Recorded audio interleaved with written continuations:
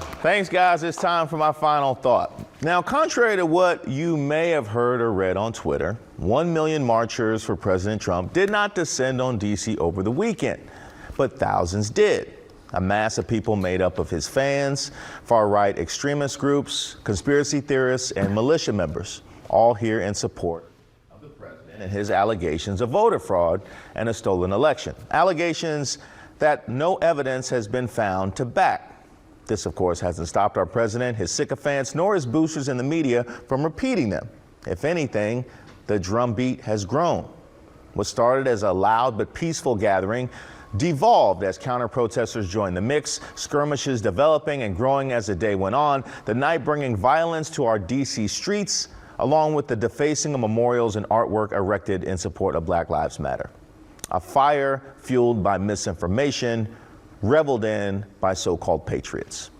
Now, former National Security Advisor John Bolton urged Republican leaders to explain to President Trump that the country needs its transition, that we should proceed with it as soon as we can.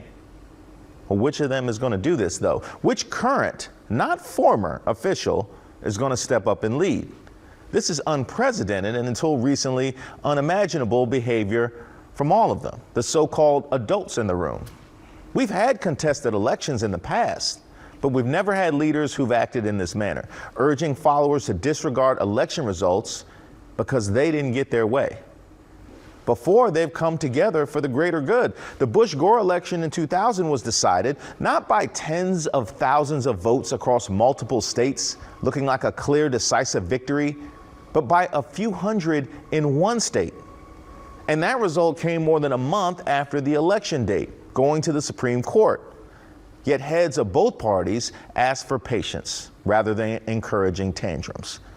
Al Gore, who could have stayed in the fight, conceded for the greater good, the last act of a leader, an act that we haven't seen a hint of yet. Now, seeing what happened here this weekend, it's far past time that today's so-called leaders lead this country instead of their own egos.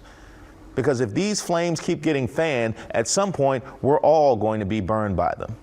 The saddest thing is, I can't say for certain if they even care.